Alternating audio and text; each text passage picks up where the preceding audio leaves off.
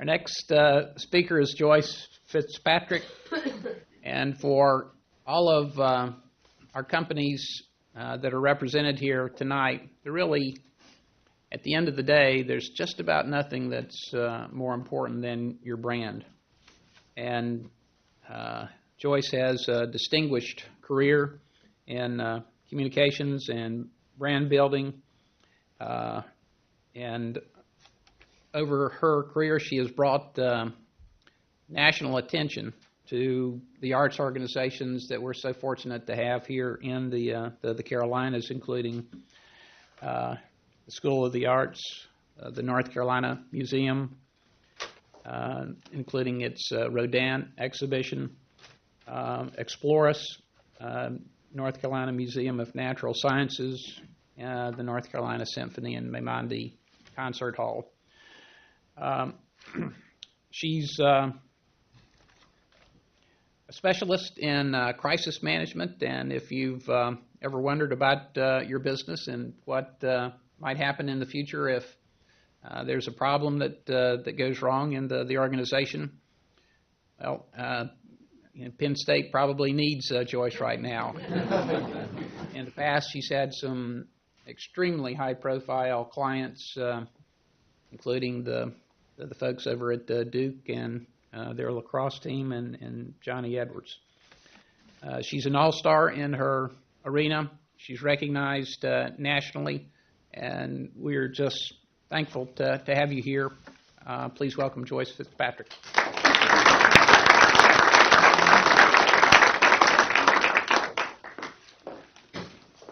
Well, thanks. I'm delighted to be here. There is a Carolina football game at 8 o'clock, so we'll move this right along. The bio that is in your program tonight mentions that my first business partner was a Carter administration veteran, and so just the word Carter administration tells you that I remember 18% interest rates when I first went into business. Okay, so in terms of my career, it's been mostly ice.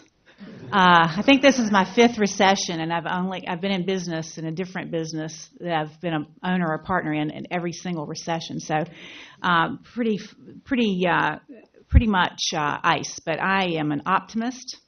The glass is half full.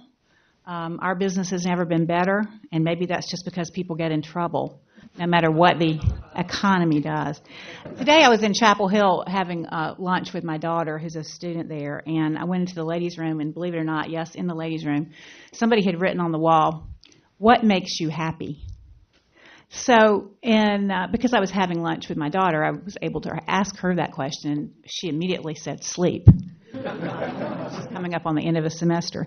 But I sent a text message to my other two children, both of whom are in college. I have 3 children in college at once.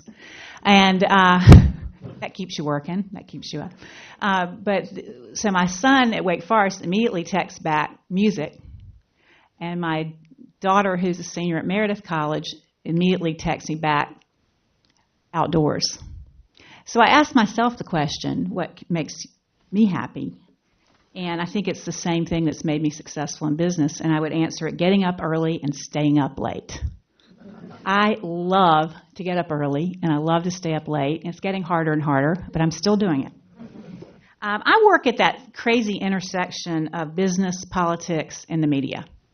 And so in order to be successful at that place and to help most of my clients who are businesses, old industry businesses, old economy businesses, and new economy businesses, I really have to know a little about a lot and a lot about a lot.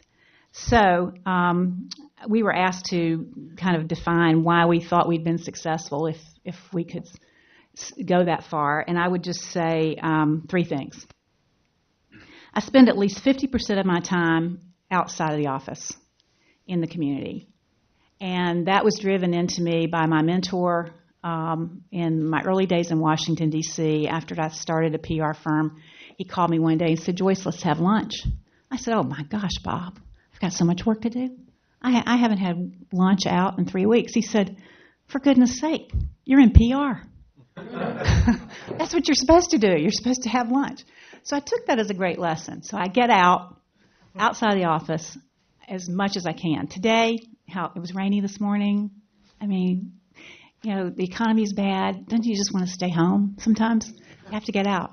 So the other thing that has led to, though, I think, as you see in my bio, that I'm very honored to serve right now as the chairman of the board of trustees at the North Carolina Museum of Art. And so through my community work, I started counting today. I can trace every single business lead. And it's not why I do it. I do it because I love my community. And I do it because I think giving back is important.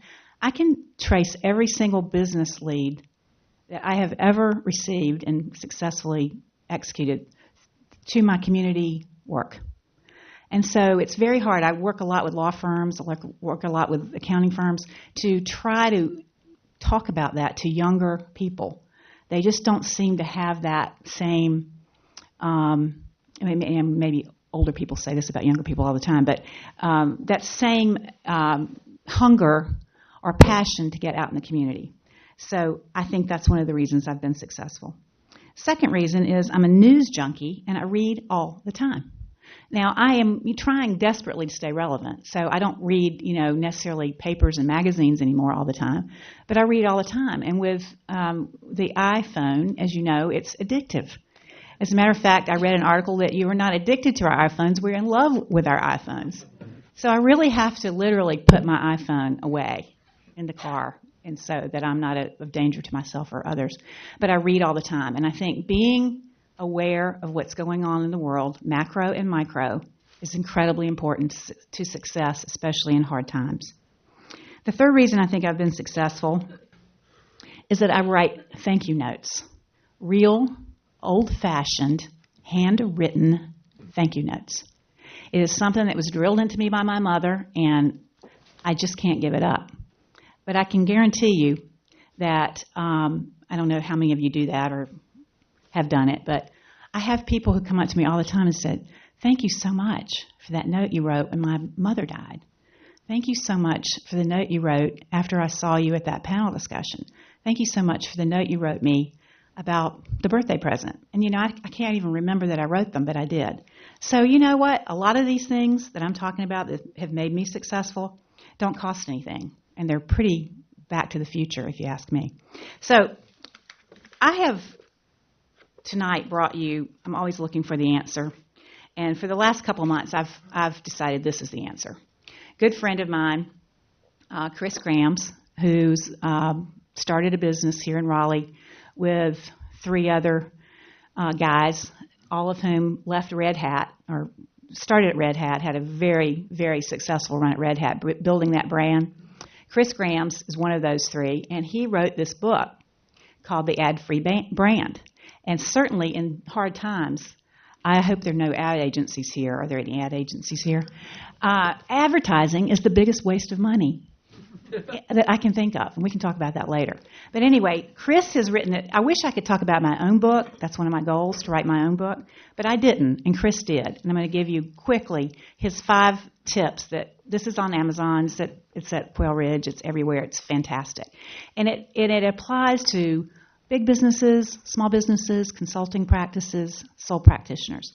His 5 tips that you'll find in this book are: give people something to believe in. Second, to get your brand out, let the community in. It used to be, we've got all the information, we'll give it to you. Now it's come in and share with us, and together we'll build the brand. Involve as many people as possible. Third, don't think like Tom Sawyer. Give more than you take. Huge lesson. Give more than you take. Fourth lesson, community is more than just customers. I think we're all completely brainwashed or driven by the old idea of just communicating with our customers. And now, because you can get information so many different ways, so many different places, just the two-way communication between you and your customer is not enough. You need to communicate with the broader community. And last but not least, and this is very meaningful because we live in the great state of North Carolina, live the spirit of esse quam videri, to be rather than to seem. Be who you are. Be proud of it. Think every morning, what makes you happy? If you're doing what makes you happy, then you're being and not seeming. And the last thing I want to say is please, please make time on your schedule to see the fabulous Rembrandt exhibit at the North Carolina Museum of Art. You guys, it's unbelievable. It's a blockbuster. And the fact that we were able to get that exhibition here to the North Carolina Museum of Art is pretty much a miracle. And it wouldn't have happened if we weren't in a bad economy, because the museums that loaned us these Rembrandts loaned them to us only because we were willing to restore them and to clean them and to fix the frames. Otherwise, we never would have gotten them. Thanks.